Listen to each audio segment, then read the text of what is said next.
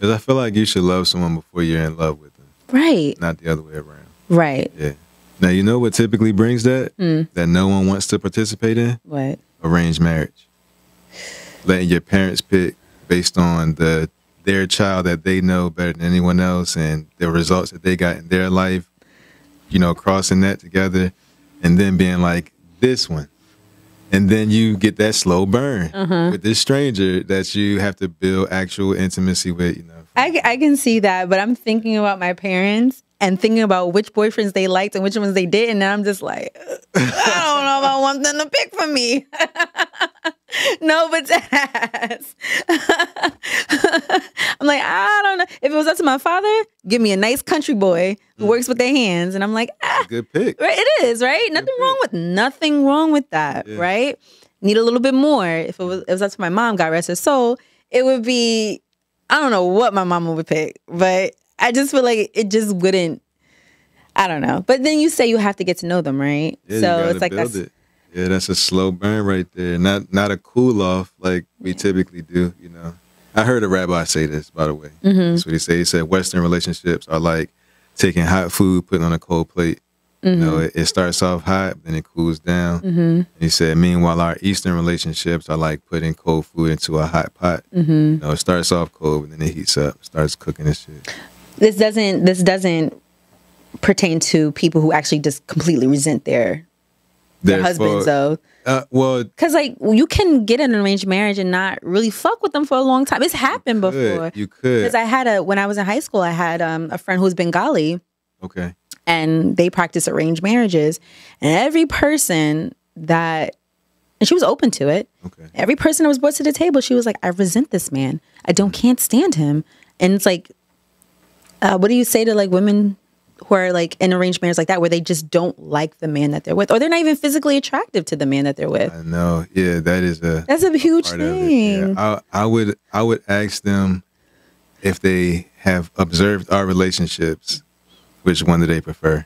That's what it be. It's like, because there's going to be pros and cons with each one. Yeah. You know what I mean? So it's like if in that relationship, you might be resentful of the man. Maybe you're not as attracted. Maybe he's more faithful than American men or something like that. And you have to weigh that to see which one you think is more important. Yeah. You know, because I know certain issues they experience because of that restriction. Yeah. Right. Then there's certain things that we experience because we don't have restrictions. You know, so yeah, I can agree that there's pros and cons to everything. I just personally don't. My parents can't. Yeah, I wouldn't want an arranged marriage either. Like, you know, me personally, because I don't want to be married. So imagine if I had to. Yeah. So I could see, you know, I see what you mean in that, especially in those typically happen in places where the men are the dominant and the woman has to be subservient. That's like how they're typically raised a lot of times. So I can see how they would feel slighted by that. Yeah. Yeah. So you don't want to be married? No. Why? I don't. Because some people think it's like, oh, because I don't want to be bound by the law. You know, government's in our shit. That's kind of part of it. And then others is like, this is a commitment, and it's a long ass commitment. It is. It's for life. In front of God and in front of your family and friends. Yeah. So what's your reason? I mean, well, when I started to like do self-inspection on myself and like really ask myself why I was doing what I was doing in the past and like, you know, what I really want and all that type of stuff, I started to ask myself the question about marriage, like, why did I want to do it? And I didn't really have a good answer. I didn't have an answer. I was doing it because that's what everybody else was doing. I was doing it because I was a Christian and that's what you're supposed to do. That's good Christian boy. Yeah, good Christian. Yeah, I was. So once I got out the church, it was like, well, man, do I still want to get married? Like, if I'm changing every 10 years, you know what I mean? It's like, if I look back at who I was 10 years ago, I'm like, damn, imagine if I'd have did it there. So I just can never feel, that's just me and my personal happiness. Now, I think marriage is the best thing for society. That's what statistics say. So I'm not against marriage. Me personally, I don't want to do it. I don't think that, currently, I don't think it's being used for the original function. You know, we're doing an evolution of it, and I don't know if it really works in the favor of men today. Because women are so sexually liberated. to be honest with you. Yeah. I don't know if it works in the favor of a man to go against his nature in that way, unless you have a woman that's that understanding. You know, I don't think it's a bad thing to have companionship for life. I think that that's healthy. Right. You know what I mean? But my best companion is me, to be honest with you. Yeah. I mean, the best person you can love is yourself. Yeah. I would disagree. Okay. I would say that for me, I grew in a 2-parent household. My parents were married for 33 years. Okay. And I've seen it all. I've seen it all. Like growing up in a 2-parent household, I've seen it all. I've seen the ups, they were up, and I've seen the downs when they were down. And I think what's very consistent about my parents' marriage was that, like you say, you evolve. You're a human and you're going to evolve. Seeing them love each other in their phases of involvement, like from one place they were here to now, like just forever evolving creatures, forever for loving each other as they're evolving and not saying, oh, you used to be like this time. Well, I'm not like that anymore. I'm a different person now. I've gone through some things and I'm a different person. Can you still love me as this person and not who I was 7 years ago? Yeah.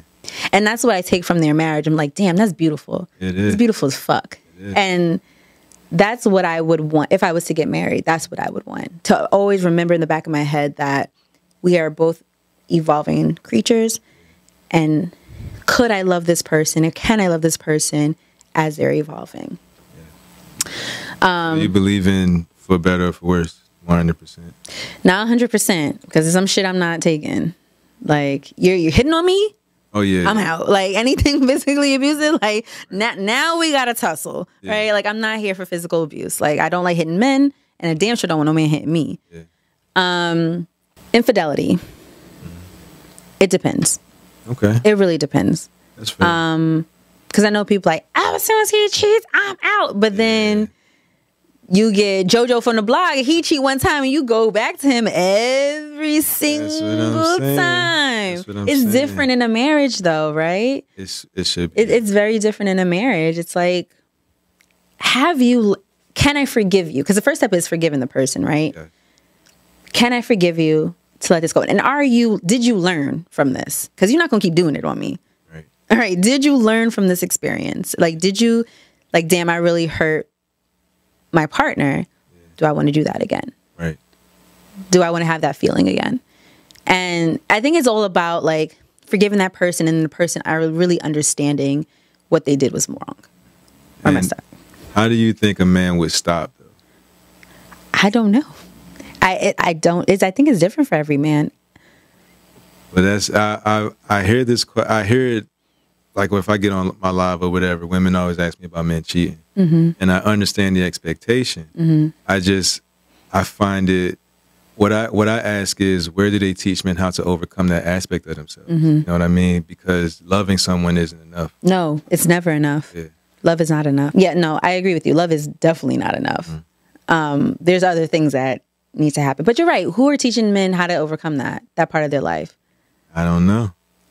No one can answer that, but we all have this expectation. Right. You know what I'm saying? So I always liken it. It would be like if you was to tell a woman, I don't want you to love anybody else.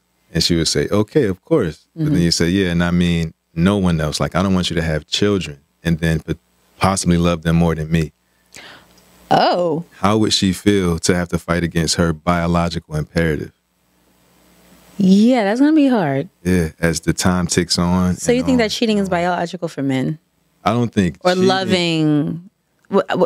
Wanting to what do you consider cheating? Let's go back there. What do you consider cheating? Cheating would be like, not necessarily sleeping with another person, but breaking like a bond of commitment or like maybe an unwritten contract that you have, verbal contract. That would be cheating. We're in a relationship, monogamous relationship. You break the binds of that or the boundaries of that, and that's cheating. Okay. Yeah. Now, of course, because polyamory can be almost the same thing, but there's a contract or agreement. Right. So that's not cheating. But, right. Yeah. So you're saying that men or just men having multiple? What are you saying that's biological for men? Because I'm not getting that. The desire to procreate with as many women as possible. The innate desire to do that. Okay. Yeah. Like women have an innate desire to procreate. you know, to be mothers, and innate desire, stuff like that. So that's what I mean. That's such a hard. You see me like it's hard for me to swallow that because I'm just like. I get it. Do you desire to still be admired by other men while you're in a relationship? To still be seen as attractive by other men? If I'm being honest, yeah. I want when I go out to look good. Of course, I'm doing it for myself, but I want a few wandering eyes. Thank you. Well, it's the same thing. Yeah. That's your biological imperative, is to be seen so that a man can. Right. You know, if you're still doing that in a relationship, in a sense, you have a door open. Now, this is a normal thing, so I'm not coming at you about that, but I'm saying that that's accepted. But when a man flexes their biological imperative, which is to see and then be attracted to, you know, they're seen as wrong. That's what I mean. No one's teaching women to not get attention, because if you do that, oh, you weak, you insecure. You know what I mean? Imagine if you sassy. Yeah, 21. Can you do something for me? That's what's going to happen. That's what's going to happen. Everyone's going to rise up against you. But, you know, let a man, in that sense, want to do the same thing. You could never call a woman insecure because, you know, I'm just fucking this girl. You insecure. Calm down. That sounds crazy. Yeah, that sounds wildly crazy. Sounds wild. No. But they're both biological imperatives. We are, at the end of the day, we are the human animal.